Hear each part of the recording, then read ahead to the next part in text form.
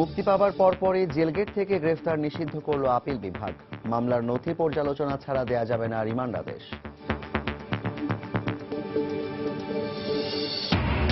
দুর্নীতির 2 মামলায় আদালতে বিএনপি নেত্রী বেগম জিয়ার হাজিরা, দুদকের তদন্ত কর্মকর্তার নিয়োগের বৈধতা নিয়ে জেরা। স্থানীয় ইউপি সদস্যের উপস্থিতিতে গোবিন্দগঞ্জের সাঁওতালপল্লীতে লুটপাটের ঘটনা ঘটে বলে অভিযোগ। পুলিশের দাবি, আলোচনা ব্যর্থ হওয়ার পরই এ উচ্ছেদ অভিযান। রাজধানীর সায়েন্স ল্যাব এলাকা থেকে অপহরণের 1 মাসেও হদিস মেলেনি এক চিকিৎসকের। আইন শৃঙ্খলা রক্ষা বাহিনী তুলে নিয়ে গেছে বলে অভিযোগ পরিবারের।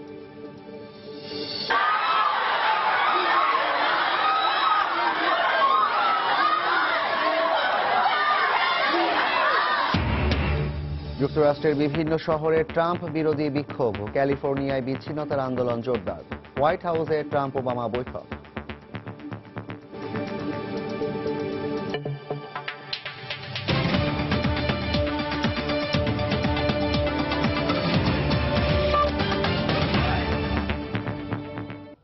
প্রবাসের সময়ের সঙ্গে আছি আমি জাফর সাদিক। উপযুক্ত কারণ এবং মামলার নথি পর্যালোচনা ছাড়া আটককৃত ব্যক্তিকে রিমান্ড আদেশ না দিতে অধস্তন আদালতের বিচারকদের নির্দেশ দিয়েছেন আপিল বিভাগ। একই সঙ্গে মুক্তি পাবার পরপরই জেলগেট থেকে গ্রেফতার নিষিদ্ধ করা হয়েছে। শোন অ্যারেস্ট দেখাতে হলে অবশ্যই আসামিকে আদালতে হাজির করে অনুমতি নিতে হবে বলেও পর্যবেক্ষণ দিয়েছেন সর্বোচ্চ আদালত। বিনা পরোয়ানায় 54 ধারায় গ্রেফতার এবং রিমান্ডে নেওয়া সংক্রান্ত মামলার রায়ে এসব নীতিমালা মেনে চলতে আইন শৃঙ্খলা রক্ষাকারী বাহিনী এবং বিচারকদের আদেশ দিয়েছেন আপিল বিভাগ। মানবাধিকার সংগঠন আইন ও সালিশ কেন্দ্রের সবশেষ পরিসংখ্যান অনুযায়ী এবছরের সেপ্টেম্বর পর্যন্ত নিরাপত্তা হেফাজতে মারা গেছে 57 জন, আর 129 জন নিহত হয়েছে আইন শৃঙ্খলা বাহিনীর হাতে। উচ্চ আদালতের নির্দেশনা না মানায় এ ধরনের ঘটনা ঘটছে বলে অভিযোগ মানবাধিকার সংগঠনগুলোর। এমন প্রেক্ষাপটে আসামি গ্রেফতার এবং জিজ্ঞাসাবাদে সুস্পষ্ট কিছু নীতিমালা এলো সর্বোচ্চ আদালত থেকে। 54 ধারায় গ্রেফতার এবং রিমান্ডের বিষয়ে আপিল বিভাগের পূর্ণাঙ্গ রায়ে দেয়া নীতিমালায় বলা হয়, আটককৃত ব্যক্তির মানবাধিকার নিশ্চিত করতে পুলিশি হেফাজতে নির্যাতন এবং মৃত্যু হলে দায়ীদের বিরুদ্ধে সরাসরি আইনগত ব্যবস্থা নিতে বিচারককে নির্দেশ দেন আপিল বিভাগ। অন্য মামলায় শোন অ্যারেস্ট দেখাতে হলে আসামিকে অবশ্যই আদালতে হাজির করে বিচারকের অনুমতি নিতে বলা হয়েছে। 54 ধারায় কাউকে যদি অ্যারেস্ট করা হয় সেটা রয়েছে, কিন্তু একটা ব্যতিক্রম সৃষ্টি করা হয়েছে। সেটা হচ্ছে যে কাউকে যদি স্পেশাল পাওয়ার্স একটা ডিটেনশন দেওয়া হয় তাহলে তাকে 54 ধারায় অ্যারেস্ট করা যাবে না। আসামি যদি কাস্টডিতে থাকে তাকে যদি শোন অ্যারেস্ট দেখাতে হয় তাহলে তাকে কোর্টে আদালতে হাজির করতে হবে এবং ডায়েরি এনে তাকে শোন অ্যারেস্ট সেখানে দেখাতে হবে। জাতীয় নিরাপত্তা যদি বিঘ্নিত হওয়ার আশঙ্কা দেখা দেয় অথবা রাজনৈতিক অস্থিতিশীলতার প্রশ্ন যদি দাঁড়ায় তাহলে এগুলিকে ব্যতিক্রম হিসেবে ধরা হবে। কেন, কি কারণে আটককৃত ব্যক্তিকে রিমান্ডে নেওয়া প্রয়োজন তা সুস্পষ্টভাবে কাগজপত্র সহ আদালতকে জানাতে হবে এবং আদালত তা সূক্ষ্মভাবে পর্যালোচনা করেই কেবল রিমান্ড মঞ্জুর করতে পারবেন। সিনিয়র আইনজীবী স্বাধীন মালিকের মত, আদালতের এই গাইডলাইন মানবাধিকার রক্ষায় মাইল ফলক হয়ে থাকবে। পুলিশ রিমান্ড চাইলে পুলিশের যে কেস ডায়েরি, মানে ওর কেন রিমান্ড চাইছে, কি ধরনের তার বিরুদ্ধে অভিযোগ, কি ধরনের প্রমাণ আছে, কি পুলিশ জানতে চায়, এগুলি বিস্তারিত মানে পুলিশকে কোর্টের সামনে উপস্থাপন করতে হবে এবং এই বিস্তারিত দেখে কোর্টের সিদ্ধান্ত নেবে। আমাদের অধিকারের জন্য, অধিকার সংরক্ষণের জন্য এটা একটা মাইল ফলক হয়ে থাকবে। এই নীতিমালা সকল অধস্তন আদালতের বিচারক, আইন শৃঙ্খলা বাহিনীর ঊর্ধ্বতন কর্মকর্তাদের কাছে দ্রুত পাঠাতে বলা হয়েছে এবং সকল থানা এবং আদালতকে এই নীতিমালা মেনে চলতে বলেছেন আপিল বিভাগ। আফজাল হোসেন, সময় সংবাদ, ঢাকা। বৃহস্পতিবার জিয়া অরফানেজ ট্রাস্ট ও জিয়া চ্যারিটেবল ট্রাস্ট দুর্নীতি মামলায় আদালতে হাজিরা দিয়েছেন বিএনপি চেয়ারপারসন বেগম খালেদা জিয়া। এই 2 মামলার তদন্তকারী কর্মকর্তার বৈধতা চ্যালেঞ্জ করে জেরা করেছেন বেগম জিয়ার আইনজীবীরা। চ্যারিটেবল ট্রাস্ট মামলায় আগামী 24 নভেম্বর আত্মপক্ষ সমর্থন সাপেক্ষে বেগম জিয়ার জবানবন্দি গ্রহণ করার পরবর্তী দিন ঠিক করা হয়। কড়া নিরাপত্তায় বৃহস্পতিবার সকালে রাজধানীর বকশীবাজারে স্থাপিত অস্থায়ী বিশেষ জজ আদালতে আসেন বিএনপি চেয়ারপারসন বেগম খালেদা জিয়া। এজলাসে প্রবেশের পর বেলা 11টার দিকে শুরু হয় জিয়া চ্যারিটেবল ট্রাস্ট মামলার এদিনের কার্যক্রম। উচ্চ আদালতের নির্দেশনা থাকায় মামলার তদন্ত কর্মকর্তা হারুনুর রশিদকে পুনরায় জেরা শুরু করেন বেগম জিয়ার আইনজীবীরা। এ সময় দুদকের কর্মকর্তা হিসেবে তার নিয়োগের বৈধতা চ্যালেঞ্জ করে প্রশ্ন করা হয়। পরে অরফানেজ ট্রাস্ট দুর্নীতি মামলায়ও তদন্ত কর্মকর্তাকে জেরা করা হয়। এ মামলার পরবর্তী জেরার দিন 17 নভেম্বর নভেম্বর এবং চ্যারিটেবল ট্রাস্ট মামলায় বেগম জিয়ার জবানবন্দি গ্রহণের তারিখ নির্ধারণ করা হয় 24 নভেম্বর। মামলার এদিনের কার্যক্রম শেষে বেগম জিয়ার আইনজীবীরা বলেন, নিয়োগের বৈধতা না থাকলেও রাজনৈতিক উদ্দেশ্যে হারুনুর রশিদকে বাদী ও তদন্ত কর্মকর্তা হিসেবে ব্যবহার করছে দুদক। উনি বাদী হওয়ার, তদন্ত করার বা দুদক চাকরি করার উনি অনুপযুক্ত, অযোগ্য।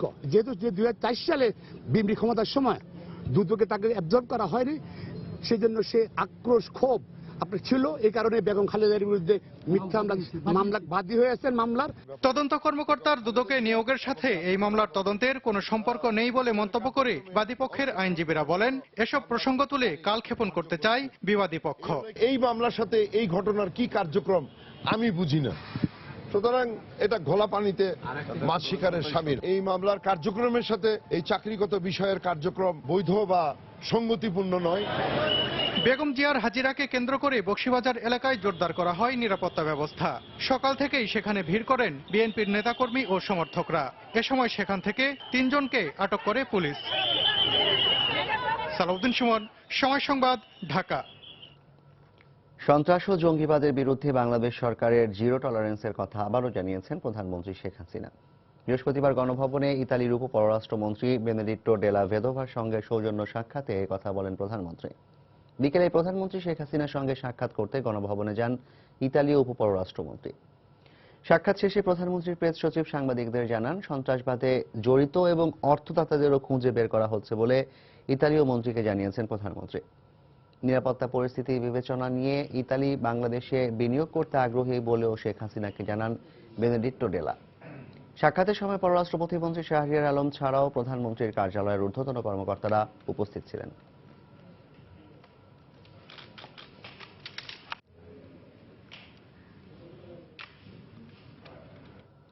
প্রবাসী সময় আরো থাকছে।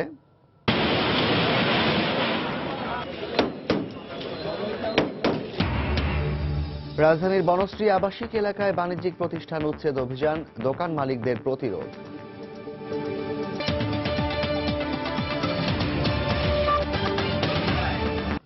যুক্তরাষ্ট্রের বর্তমান প্রেসিডেন্ট বারাক ওবামার সঙ্গে হোয়াইট হাউসে দেখা করেছেন নবনির্বাচিত প্রেসিডেন্ট ডোনাল্ড ট্রাম্প। নির্বাচনের পর এটি তাদের প্রথম সাক্ষাৎ। যুক্তরাষ্ট্রের স্থানীয় সময় সকাল 7:40 ওয়াশিংটন ডিসির প্রেসিডেন্ট বাসভবন হোয়াইট হাউসে ট্রাম্প পৌঁছালে তাকে স্বাগত জানান বারাক ওবামা। বৈঠক শেষে দুইজনই সাংবাদিকদের সঙ্গে কথা বলেন। ওবামা বলেন, ক্ষমতা হস্তান্তর সহ যুক্তরাষ্ট্রের বৈদেশিক নীতি, অভ্যন্তরীণ নীতি সহ বিভিন্ন বিষয় নিয়ে আলোচনা হয়েছে। আর ট্রাম্প বলেন, যুক্তরাষ্ট্রের বিভিন্ন পরিস্থিতি নিয়ে অত্যন্ত সুন্দর আলোচনা হয়েছে। এর আগে নির্বাচনে বিজয়ী হওয়ার পর ফোন করে ট্রাম্পকে অভিনন্দনের পাশাপাশি হোয়াইট হাউসে আমন্ত্রণ জানিয়েছিলেন ওবামা।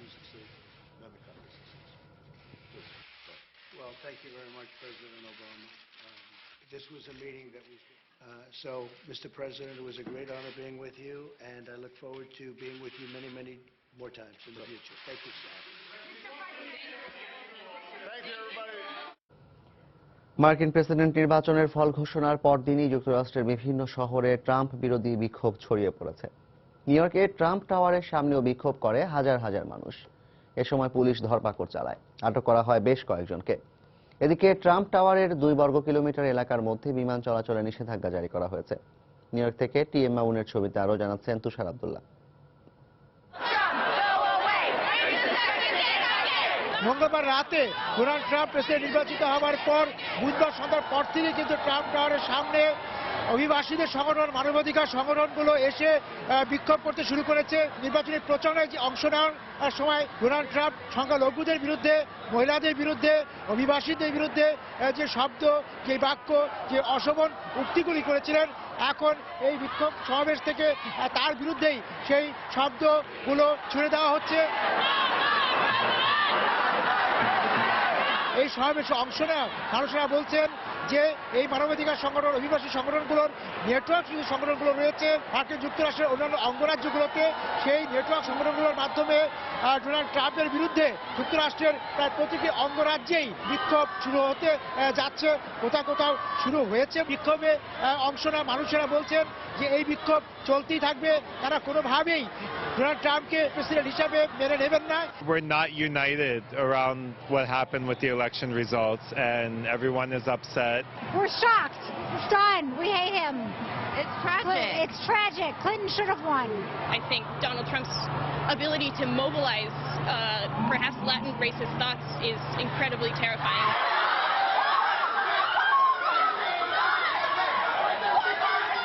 মঙ্গলবার রাতে ডোনাল্ড ট্রাম্প প্রেসিডেন্ট নির্বাচিত হওয়ার পর কিন্তু নিউ ইয়র্ক শহরকে বিমর্ষ দেখেছি এবং বুধবার সকাল থেকে কিন্তু অভিবাসীদেরকে এবং কালো মানুষদেরকে খুব একটা শহরে কফি শপে বা ট্রাম্পে দেখিনি, কিন্তু এই যে বিকাল হতে হতেই এই সন্ধ্যার মধ্যেই কিন্তু এই বিমর্ষ মুখগুলো এই ট্রাম্প টাওয়ারের সামনে এসে উপস্থিত হয়ে তাদের বিক্ষোভ এবং তাদের ক্ষোভের কথা জানাচ্ছেন। তাদের উচ্চারণগুলো ডোনাল্ড ট্রাম্পের নির্বাচনী প্রচারণায় যে বর্ণবাদ ছিল, যে অসল উক্তি ছিল, তার বিরুদ্ধেই। নিউ ইয়র্কের ম্যানহাটন থেকে তুষার আব্দুল্লাহ, সময় টেলিভিশন। মার্কিন প্রেসিডেন্ট নির্বাচনে ফল প্রকাশের পর বিভিন্ন শহরে ছড়িয়ে পড়া বিক্ষোভের মধ্যেই যুক্তরাষ্ট্র থেকে আলাদা হওয়ার দাবি উঠেছে ক্যালিফোর্নিয়ায়। অঙ্গরাজ্যটিতে ব্রেক্সিট প্রক্রিয়া অনুসরণ করে ক্যালেক্সিটের দাবি দ্রুত ছড়িয়ে পড়ছে সামাজিক যোগাযোগ মাধ্যমে। এদিকে বুধবার ওয়াশিংটনে ট্রাম্প বিরোধী বিক্ষোভ সমাবেশের কাছেই গুলিতে অন্তত 5 জন আহত হয়েছেন বলে জানিয়েছে গণমাধ্যম। প্রেসিডেন্ট নির্বাচনের আগে ট্রাম্পের বিদ্বেষমূলক বিভিন্ন বক্তব্যের কারণে বিশ্লেষকরা মার্কিন সমাজে বিভক্তি দেখা দেওয়ার যে আশঙ্কা করেছিলেন তা বাস্তবে রূপ নিতে শুরু করেছে। ফল প্রকাশ হতে না হতেই জয়ী প্রার্থী ডোনাল্ড ট্রাম্পের বিরুদ্ধে যুক্তরাষ্ট্রের বিভিন্ন শহরে বিক্ষোভ শুরু করে শিক্ষার্থী, অভিবাসী ও মুসলিম সহ বিভিন্ন জনগোষ্ঠী। বুধবার Washington DC, Tennessee, Arizona, Chicago, Texas, Oregon, Illinois সহ বিভিন্ন রাজ্যে ট্রাম্প বিরোধী র্যালি বের করা হয়। বিক্ষোভকারীরা রিপাবলিকান প্রার্থীর বিরুদ্ধে শুধু স্লোগান দিয়েই ক্ষান্ত হয়নি, তাকে প্রেসিডেন্ট হিসেবে মেনে নেবে না বলেও সাফ জানিয়ে দেয়। একইভাবে ওয়াশিংটনেও ট্রাম্প বিরোধী র্যালি বের করা হয়। বিক্ষোভ সমাবেশের কাছেই সিয়াটলে অজ্ঞাত পরিচয়ের এক বন্দুকধারীর এলোপাতাড়ি গুলিতে অন্তত 5 জন গুলিবিদ্ধ হন। এ ঘটনার পর ওই বন্দুকধারী পালিয়ে গেলেও এর সঙ্গে বিক্ষোভের কোনো সম্পর্ক নেই বলে জানায় পুলিশ। দেশের বাইরেও ট্রাম্প বিরোধী বিক্ষোভ হয়। লন্ডনে মার্কিন দূতাবাসের সামনে আয়োজিত প্রতিবাদ কর্মসূচিতে ট্রাম্পকে হিটলারের সঙ্গে তুলনা করেন বিক্ষোভকারীরা। জর্জ বুশ প্রেসিডেন্ট থাকাকালে তিনি সব নিজের মতো করে করার চেষ্টা চালান, কিন্তু ট্রাম্প তাকেও ছাড়িয়ে যাবেন বলে মনে হচ্ছে। যিনি মেক্সিকো সহ বিভিন্ন দেশের অধিবাসীদের যুক্তরাষ্ট্র থেকে বের করে দেওয়ার কথা বলেন, মুসলিম সহ বিভিন্ন জনগোষ্ঠীর বিরুদ্ধে কথা বলেন, তাকে যুক্তরাষ্ট্রের প্রেসিডেন্ট হিসেবে মেনে নেওয়াটা সত্যিই কঠিন।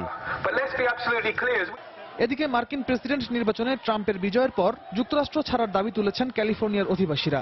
ইয়েস ক্যালিফোর্নিয়া ইন্ডিপেন্ডেন্স নামের একটি গোষ্ঠী অঙ্গরাজ্যটির স্বাধীনতার বিষয়ে 2019 সালের মধ্যে গণভোট আয়োজনের দাবিতে প্রচারণা চালাচ্ছে বলেও জানায় মার্কিন গণমাধ্যম। বুধবার সান্তাক্রুজে একদল বিক্ষোভকারী জড়ো হয়ে ট্রাম্পকে বর্ণবাদী নেতা হিসেবে অভিহিত করার পাশাপাশি দেশের অধিকাংশ মানুষ টাকার লোভে পড়ে তাকে ভোট দিয়েছে বলেও মন্তব্য করেন। রিয়াদুল ইসলাম, সময় সংবাদ। যুক্তরাষ্ট্রের সময় স্টুডিও থেকে বৃহস্পতিবার সময় সংলাপে নির্বাচনী বিশ্লেষণ নিয়ে সময় সংবাদের যুক্তরাষ্ট্র প্রতিনিধি শিহাবুদ্দিন কিসলু যোগ দেন আমাদের বার্তা প্রধান তুষার আব্দুল্লাহর সঙ্গে। আমরা দেখে আসি তার কিছু অংশ বিশেষ।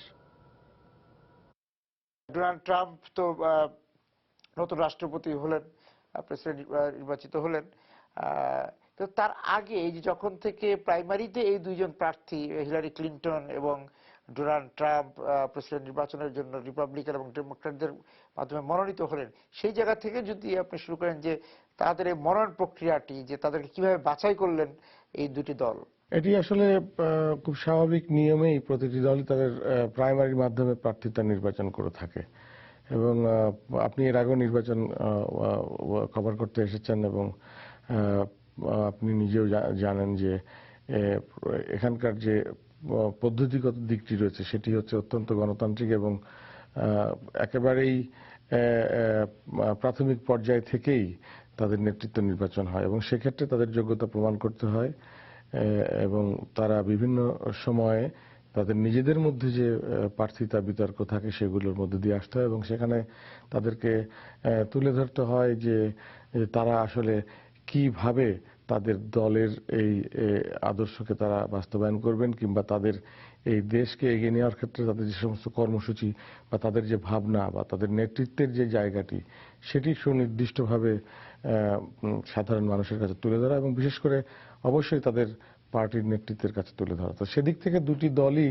তাদের প্রার্থিতা নির্বাচনে যথেষ্ট সচেতন ছিল যে কিভাবে প্রার্থীদের নির্বাচন করা যায়। আপনি জানেন যে রিপাবলিকান দলে কিন্তু অত্যন্ত শক্তিশালী কয়েকজন প্রার্থী ছিল, বিশেষ করে রুবিও এবং টেড ক্রুজ, এই দুজন অত্যন্ত শক্তিশালী প্রার্থী ছিলেন। এবং একটা পর্যায়ে কিন্তু অলমোস্ট অনেকেরই ধারণা ছিল যে রুবিও যদি নির্বাচনের শেষ পর্যন্ত প্রার্থিতার লড়াইয়ের শেষ পর্যন্ত টিকে থাকেন এবং তিনি যদি প্রার্থিতা অর্জন করেন, তাহলে অবশ্যই তিনি যুক্তরাষ্ট্রের প্রেসিডেন্ট হবে। এবং তার তেমন একটি ব্যক্তিত্ব এবং নেতৃত্ব সে সময় দেখা যাচ্ছিল। কিন্তু টপকে চলে আসলেন, তাকে টপকে আসলে ডোনাল্ড ট্রাম্প আসলেন। রাজনৈতিক বিশ্লেষক বা নির্বাচন যারা পর্যবেক্ষণ করছিলেন অনেকেই কিন্তু বলেছেন, এই সময় সংলাপের নিউ ইয়র্কের স্টুডিওতে এসে অনেকে বলেছেন যে ভোটাররা মুখে বলছেন যে তারা হিলারি ক্লিন্টনের সঙ্গে আছেন, বিশেষ করে ডেমোক্রেটদের কথাই অনেকে বলেছেন যে তারা আছেন হিলারির সঙ্গে, কিন্তু আসলে তারা হিলারির সঙ্গে নাই। এই যে মঙ্গলবারের যে ফলাফল আমরা দেখলাম, তাতে তো সেই পূর্বাভাসের অনেকটা মিল। আমার মনে হয় যে এই জায়গাটিতে একটি গ্যাপ তৈরি হয়েছিল। সেটি হচ্ছে যে যারা বলছিলেন যে হিলারি ক্লিন্টনের সাথে আছেন বলে তারা বোঝানোর চেষ্টা করছিলেন, বিষয়টি তা না। যারা বুঝেছেন, আমার মনে হয় তারা এটি ভুল বুঝেছেন যে তারা বলতে চাচ্ছেন হিলারি ক্লিন্টন আছেন। তার কারণ নির্বাচনে যে নেতিবাচক প্রচারণা চলছিল, সেই প্রচারণায় ডোনাল্ড ট্রাম্প যে পর্যায়ে কথা বলছিলেন, সাধারণ জনগণ এবং ভোটাররা ডোনাল্ড ট্রাম্পের এই শারীরিক ভাষা এবং ডোনাল্ড ট্রাম্পের যে মৌখিক শাব্দিক ভাষা এবং ডোনাল্ড ট্রাম্পের যেই টেম্পারমেন্ট, অর্থাৎ তার যে মেজাজ, এটি আসলে কেউ পছন্দ করছিলেন না।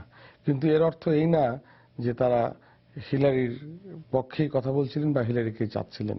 এই জায়গাটাতে আমার মনে হয়। এবং আরেকটা জায়গায় যে শেষ পর্যন্ত কিন্তু আমেরিকার শ্বেতাঙ্গ জনগোষ্ঠী কিন্তু ডোনাল্ড ট্রাম্পের সেই যে সেই আহ্বানই সাড়া দিলেন, বা তিনি যেটা আমেরিকাবাসীকে বুঝাতে চেয়েছিলেন যে শ্বেতাঙ্গদের দেশ আর শ্বেতাঙ্গে থাকছেন না, অভিবাসীরা দখলে নিয়ে নিচ্ছে, এবং নতুন আমেরিকা, শক্তিশালী আমেরিকা তৈরি করার যে তার আহ্বান ছিল, তার বক্তব্য ছিল, সেই জায়গায় কিন্তু এবার দেখা গেল যে শ্বেতাঙ্গরা বিষয়টিকে খুব গুরুত্বের সঙ্গে নিয়েছিল।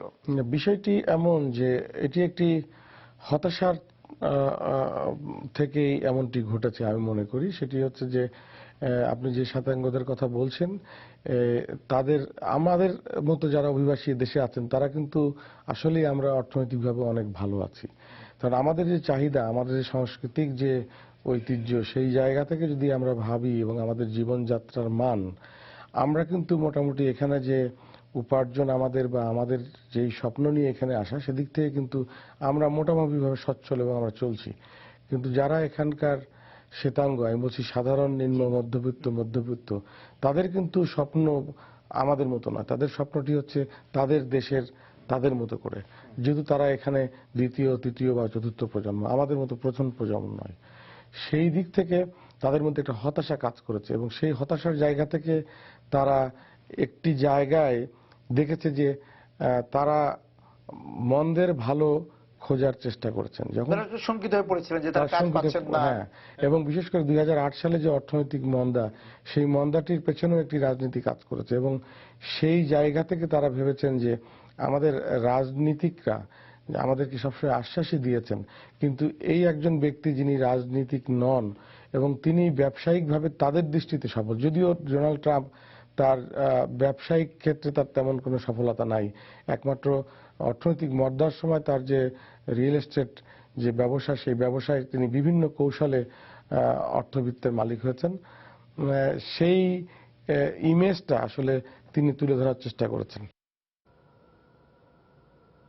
অন্য দেশের ক্ষমতার পালাবদলকে কেন্দ্র করে যারা দেশে ক্ষমতায় যাওয়ার স্বপ্ন দেখে, তাদের স্বপ্ন কখনোই পূরণ হবে না বলে মন্তব্য করেছেন খাদ্যমন্ত্রী অ্যাডভোকেট কামরুল ইসলাম।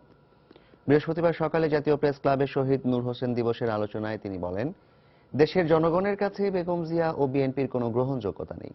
জনগণকে সঙ্গে নিয়ে ঐক্যবদ্ধভাবে আগামী নির্বাচনের প্রস্তুতি নিতে দলীয় নেতাকর্মীদের প্রতি আহ্বান জানান তিনি। একদিকে নূর হোসেনের মতো জীবন্ত প্লেকার্ডরা রক্ত দেয়, আরেকদিকে বেগম খালেদাদের মতো ক্ষমতা লিপ্সুরা গণতন্ত্র হত্যা করার জন্য বারবার চেষ্টা করে। যারা জনগণের শক্তিতে বিশ্বাস করে না, যারা বিদেশি শক্তির উপর নির্ভরশীল থাকতে চায়, যারা বিদেশের ক্ষমতার পালা বদলের সাথে বাংলাদেশের রাজনীতির পরিবর্তনের কথা চিন্তায় বিভোর থাকে, এরা কোনো সময় বাংলাদেশের রাষ্ট্রীয় ক্ষমতায় আসা এদের পক্ষে সম্ভব না। এদেরকে বাংলাদেশের মানুষ অতীতে যেমন ভাবে বর্জন করেছে, ব্যর্থ করে দিয়েছে তাদের স্বপ্ন, আগামী নির্বাচনও তেমনি ভাবে তাদের আশা আকাঙ্ক্ষা, তাদের সমস্ত কিছু বাংলাদেশের মানুষ ব্যর্থ করে দেবে আগামী নির্বাচনে। দেখছেন প্রবাসের সময়। ত্বক কিছু বলছে? এই আওয়াজ শুষ্ক ত্বকের 8টি সমস্যার লক্ষণ, অর্থাৎ ত্বকের ডিপ ড্যামেজ। শুধুমাত্র বোরোপ্লাস টোটাল রেজাল্ট ময়শ্চারাইজিং লোশনই আছে ত্বকের প্রয়োজনীয় হার্বাল উপাদান। বোরোপ্লাস টোটাল রেজাল্ট ময়শ্চারাইজিং লোশন, শুষ্ক ত্বকের 8টি সমস্যায় কার্যকর সমাধান। 7ই নভেম্বর উপলক্ষে সমাবেশের অনুমতি চেয়ে আবারও ঢাকা মেট্রোপলিটন পুলিশ কমিশনারের কাছে চিঠি দিয়েছে বিএনপি। বৃহস্পতিবার বিকেলে 4 সদস্যের একটি প্রতিনিধি দল আগামী 13ই নভেম্বর সোহরাওয়ার্দী উদ্যানে সমাবেশের অনুমতি চেয়ে চিঠি নিয়ে ডিএমপি প্রধানের কাছে যায়। তবে পুলিশ কমিশনারের দেখা পাননি তারা। পরে বেরিয়ে এসে বিএনপি চেয়ারপারসনের উপদেষ্টা আব্দুস সালাম সাংবাদিকদের বলেন, গণতন্ত্রের স্বার্থে এ সমাবেশের অনুমতি দেবে পুলিশ।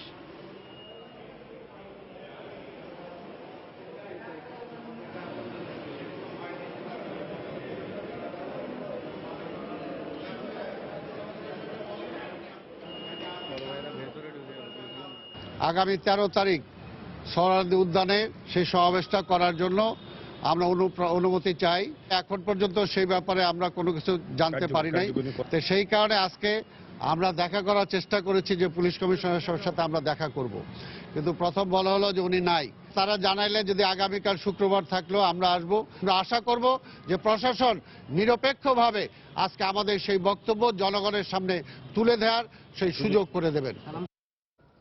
প্রবাসের সময় আরো থাকছে, বিপিএল এর ইতিহাসে সর্বনিম্ন রান খুলনা টাইটান্সের। আরাফাত সানি ও আফ্রিদির বোলিং তাণ্ডবে 9 উইকেটের বড় জয় রংপুর রাইডার্সের।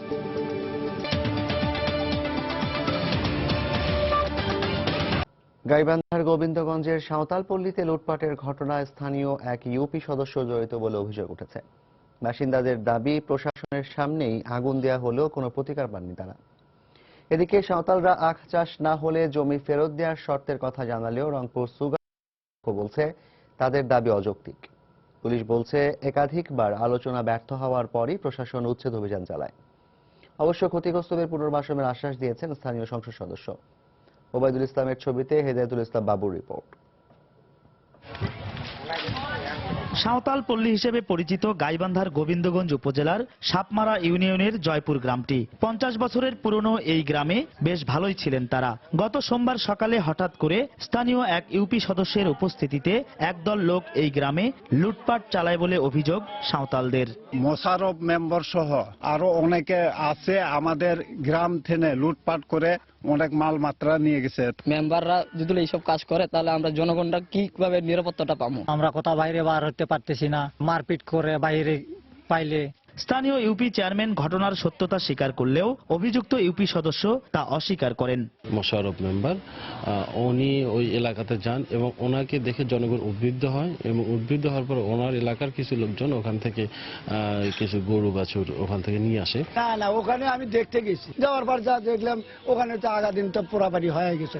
ওখানে আমি যতক্ষণ ছিলাম ততক্ষণ পর্যন্ত ওখানে কোনো লুটপাট হয় নাই। আদিবাসীদের দাবি, 1954-55 সালে তৎকালীন সরকার সাঁওতাল ও বাঙালিদের কাছ থেকে আখ চাষের শর্তে রংপুর সুগার মিলের জন্য 1842 একর জমি অধিগ্রহণ করে। সুগার মিল শর্ত ভঙ্গ করায় তারা জমিতে বসতি স্থাপন করেন, কিন্তু কোনো নোটিশ ছাড়াই ঘরে আগুন লাগিয়ে ও গুলি করে উচ্ছেদ করে প্রশাসন। এইভাবে হঠাৎ করে নির্যাতন করে সব প্রশাসন থাকে, আমাদের কিভাবে থাকবো এখানে? সবকিছু আমাদের ওখানে আগুনে পড়ে ছাই হয়ে গেছে। এখন আমরা কিছুই আমাদের আর এখন নেই। তবে মিল কর্তৃপক্ষ বলছে আদিবাসীদের দাবি অযৌক্তিক, আর পুলিশ বলছে একাধিকবার আলোচনায় ব্যর্থ হওয়ায় প্রশাসন উচ্ছেদ অভিযান চালায়।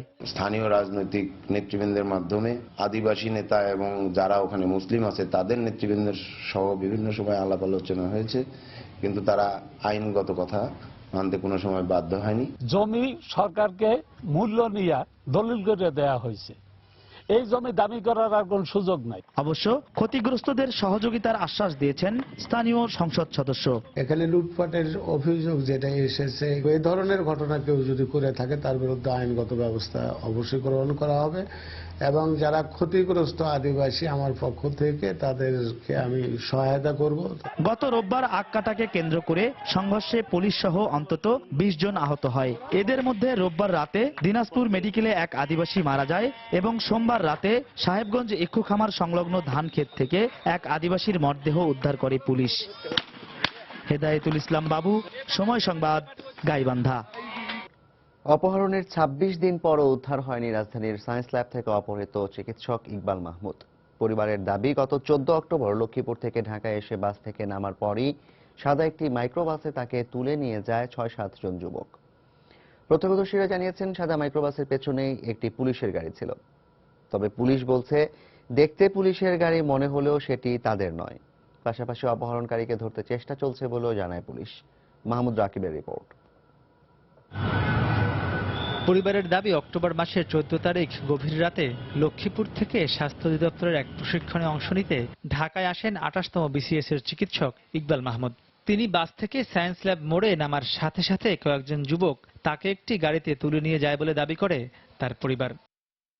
সংগৃহীত সিসি ক্যামেরার ফুটেজে দেখা যায়, রয়্যাল নামে একটি বাস থামার পর ডাক্তার ইকবাল সহ 3 যাত্রী নেমে আসেন। এর কিছুক্ষণ পরই সেখানে একটি সাদা রঙের মাইক্রোবাস ও মোটরসাইকেল এসে দাঁড়ায়, যেখান থেকে 6-7 জন যুবক নেমে এসে ডাক্তার ইকবালকে জোর করে মাইক্রোবাসে তুলে নিয়ে যেতে দেখা যায়। তবে সবার পিছনে দেখা যায় একটি পুলিশের গাড়ি, যেখানে কয়েকজন পুলিশ সদস্যকেও বসে থাকতে দেখা যায়। সেদিন রাতে ডাক্তার ইকবালকে সায়েন্স ল্যাব থেকে বাসায় নিয়ে যেতে আসা তার ভাই জানান, ঘটনার পরেই তার ফোন বন্ধ পাওয়া যায়। দেখলাম যে সাদা গাড়ি একটা ওইখানে দাঁড়া ছিল, মাইক্রো টাইপের। এরপরে যখন আমি আটু সিটি কলেজের দিকে আসতেছিলাম, তখন দেখলাম যে মাইক্রোটা চলে গেল এবং তার পিছু দিয়ে একটা পুলিশ ভ্যান গেল। দেখলাম যে আমার ভাইয়া নাই, তখন মোবাইলটা ফোন দিলাম, দেখলাম যে নাম্বার বন্ধ। আমি এখানে যারা রিক্সাওয়ালা ছিল বা চা বিক্রেতা ছিল ওদেরকে জিজ্ঞেস করলাম, বললো বাস থেকে নামছিল একজনকে, ওনারা দেখলাম যে গাড়িতে উঠে নিয়ে চলে গেছে। এ বিষয়ে ধানমন্ডি থানায় মামলা করা হয়েছে। ডাক্তার ইকবালের বাবার দাবি, এর সাথে আইন শৃঙ্খলা বাহিনী জড়িত। ভিডিও ফুটেজ অনুযায়ী আমার ধারণা যে এটা আইন শৃঙ্খলা বাহিনীর কাছে আছে। তার দোষটি যদি পায়ে থাকে তাহলে আদালতের মাধ্যমে বিচার হবে। একজন মুক্তিযোদ্ধার সন্তান, প্লাস সে একজন রাষ্ট্রীয় সরকারের কর্মকর্তা। সব জায়গায় ধরনা দিয়েছি, ডিজিএফআই, তারপরে থানা, র্যাব, ব্যক্তিগত কোনো শত্রু নাই। মাননীয় প্রধানমন্ত্রী, স্বরাষ্ট্রমন্ত্রী এবং আইন শৃঙ্খলা বাহিনীর কাছে আবেদন, আমি আমার ছেলেকে ফেরত চাই। তবে ধানমন্ডি থানা বলছে, পুলিশের গাড়ির মতো যানবাহন ব্যবহার করে অন্য কেউ এ কাজ করেছে। পুলিশের পিকআপ দৃশ্য এখন অনেক প্রতিষ্ঠানে পিকআপ হয়ে গেছে। কোনটা কিভাবে ছিল আমরা পরে তো গিয়ে তো টেস্ট করতে পারি নাই।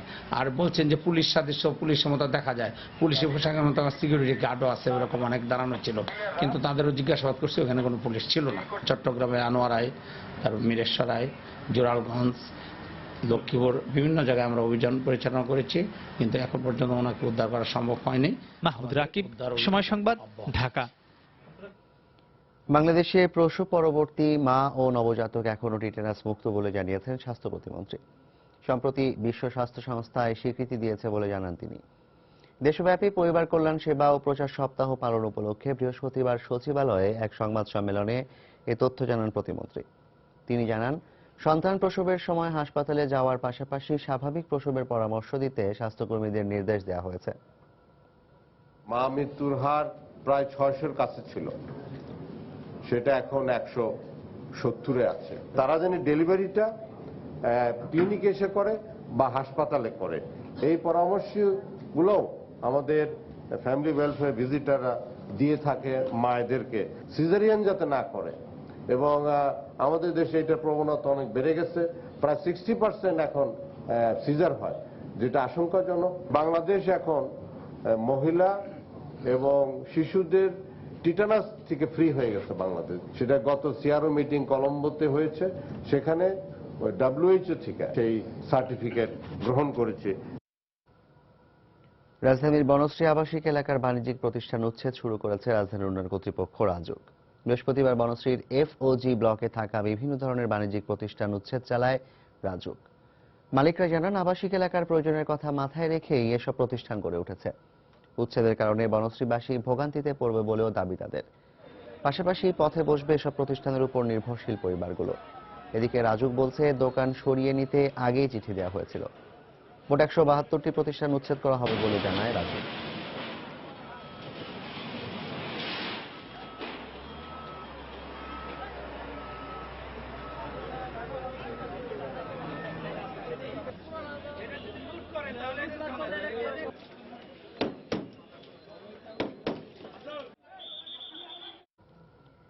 এবার প্রবাসের খবর।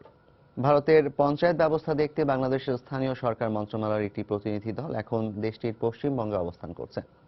বৃহস্পতিবার কলকাতার উত্তর 24 পরগনা জেলার বারাসাত মহকুমার একটি পঞ্চায়েত সমিতির দফতরে আয়োজিত কর্মশালায় অংশ নেন তারা। বাংলাদেশের প্রতিনিধি দলের নেতৃত্ব দিচ্ছেন মন্ত্রণালয়ের যুগ্ম সচিব। 10 জন ইউনিয়ন পরিষদের চেয়ারম্যান, একজন উপজেলা নির্বাহী কর্মকর্তা ছাড়াও একজন উপসচিব ও 2 জন সিনিয়র সহকারী সচিব রয়েছেন দলে। 8 দিনের এই সফরে প্রতিনিধি দলটি ভারত ছাড়াও মালয়েশিয়ার পঞ্চায়েত ব্যবস্থাও পরিদর্শন করবেন। কলকাতার উপদূতাবাস সূত্র জানায়, গেল 3 মাস ধরে স্থানীয় সরকার মন্ত্রণালয়ের অধীনে ধারাবাহিকভাবে ভারতের পশ্চিমবঙ্গের পঞ্চায়েত ব্যবস্থা পরিদর্শনে পাঠানো হচ্ছে।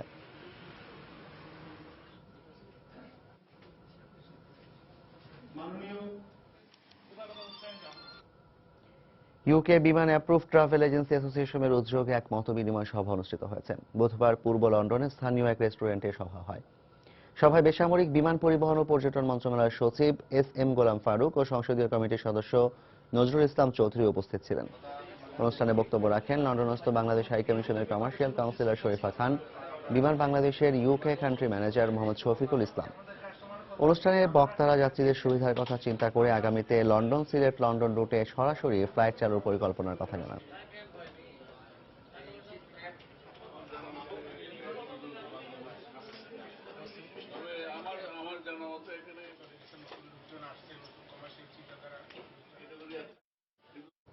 জনগণের কাছে বিদ্যুৎ সেবা পৌঁছে দিতে সেবাদানকারী প্রতিষ্ঠানগুলোকে আরও আন্তরিক হওয়ার তাগিদ দিয়েছেন বিদ্যুৎ প্রতিমন্ত্রী Nasrul Hamid Bipu.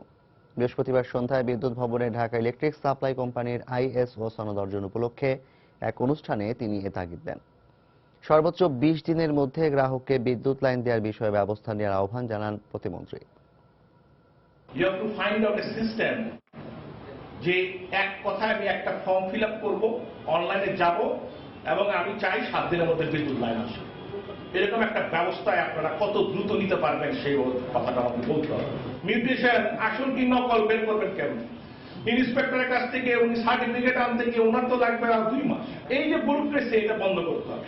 Access to electricity একটা উন্নত দেশে 1 দিন লাগে, আর আমাদের দেশে লাগে 400 দিন করে। আপনাদের স্যালারি ইনক্রিজ হয়েছে, সার্ভিসটাও সাথে সাথে দিতে হবে, এটা মাথায় রাখতে হবে। জমজমাট আয়োজনের মধ্য দিয়ে রাজধানীতে শুরু হয়েছে 3 দিনব্যাপী ঢাকা আন্তর্জাতিক লোকসঙ্গীত উৎসব। বৃহস্পতিবার সন্ধ্যায় রাজধানীর আর্মি স্টেডিয়ামে উৎসবের উদ্বোধন করেন অর্থমন্ত্রী আবুল মাল আব্দুল মুহিত। বাউল সহ দেশি বিদেশি লোকসঙ্গীতের পসরা সাজানো হয়েছে এ আয়োজনে। প্রথম দিন সঙ্গীত পরিবেশন করেন আব্দুর রহমান বাউল, ফরিদা ইয়াসমিন, পাকিস্তানি শিল্পী জাভেদ বশির। এছাড়া দেশের ফোক সঙ্গীতের পরিচিত মুখ শিল্পী মমতাজ বেগমের গান দিয়ে প্রথম দিনের অনুষ্ঠান শেষ হয়। উৎসব চলবে আগামী শনিবার পর্যন্ত।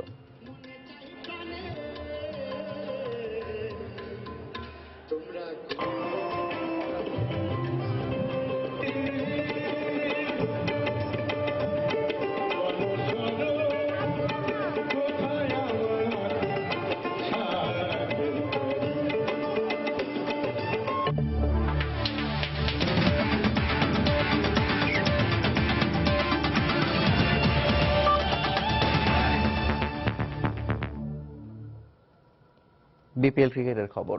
দিনের একমাত্র ম্যাচে খুলনা টাইটান্সকে 9 উইকেটে উড়িয়ে দিয়েছে রংপুর রাইডার্স। রংপুরের বোলিং তোপে বিপিএল এর ইতিহাসে সবচেয়ে কম 44 রানে অল আউট হয় খুলনা। 45 রানের সহজ লক্ষ্য তারা করতে নেমে মাত্র 1 উইকেট হারিয়েই জয় নিশ্চিত করে নাঈম ইসলামের দল।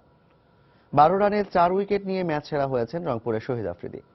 ব্যাটিংয়ে নেমে রানের খাতা খোলার আগেই সোহাগ গাজীর বলে বোল্ড হয়ে সাজঘরে ফেরেন ওপেনার নিকোলাস পুরান। দলীয় 10 রানে রান আউট হয়ে প্যাভিলিয়নের পথ ধরেন আব্দুল মজিদ। মাহমুদুল্লাহকে গ্লিসন ফেরানোর পরের ওভারে জোড়া আঘাত হানেন শহীদ আফ্রিদি। রিকি ওয়েসেলস 5 ও অলোক কাপালি 0 রানে আউট হলে খুলনার স্কোর দাঁড়ায় 5 উইকেটে 15 রান। ভালো শুরুর ইঙ্গিত দেয়া শুভাগত হোম ফিরে যান 12 রানে। আরিফুল হককে 7 রানে ফিরিয়ে দেন আরাফাত সানি। শেষ দিকের ব্যাটসম্যানরা ব্যর্থ হওয়ায় শেষ পর্যন্ত 44 রানে গুটিয়ে যায় মাহমুদুল্লাহর দল। জবাবে ব্যাট করতে নেমে শুরুতে মোহাম্মদ শেহজাদকে হারায় রংপুর, তবে সৌম্যের 13 ও মিথুন আলীর 15 রানে সহজেই লক্ষ্যে পৌঁছে যায় রংপুর রাইডার্স।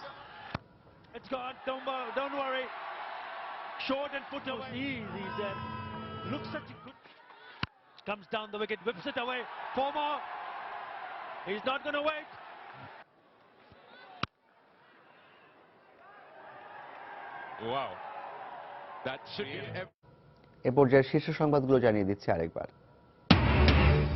মুক্তি পাওয়ার পরপরই জেল গেট থেকে গ্রেফতার নিষিদ্ধ করল আপিল বিভাগ। মামলার নথি পর্যালোচনা ছাড়া দেয়া যাবে না রিমান্ড আদেশ।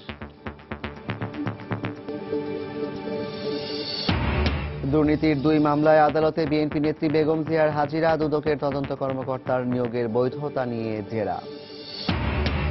স্থানীয় ইউপি সদস্যের উপস্থিতিতে গোবিন্দগঞ্জের সাঁওতালপল্লীতে লুটপাটের ঘটনা ঘটে বলে অভিযোগ। পুলিশের দাবি, আলোচনা ব্যর্থ হওয়ার পরই এ উচ্ছেদ অভিযান।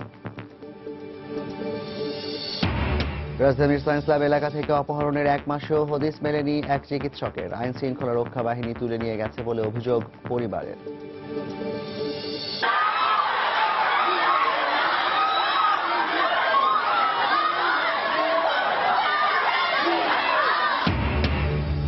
যুক্তরাষ্ট্রের বিভিন্ন শহরে ট্রাম্প বিরোধী বিক্ষোভ, ক্যালিফোর্নিয়ায় বিচ্ছিন্নতার আন্দোলন জোরদার। হোয়াইট হাউসে ট্রাম্প ওবামা বৈঠক।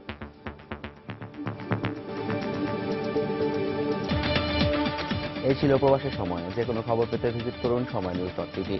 যে কোনো বাংলা লিংক, রবি ও এয়ারটেল নম্বর থেকে সময় সংবাদের খবর, অনুষ্ঠান সম্পর্কে জানতে এবং যে কোনো তথ্য সময় সংবাদে জানাতে ডায়াল করুন 16242 নম্বরে। এছাড়া এইমাত্র পাওয়া খবর আপনার মোবাইলে পেতে SMS করুন *BN লিখে পাঠিয়ে দিন 16242 নম্বরে। আর সঙ্গে থাকুন সময়।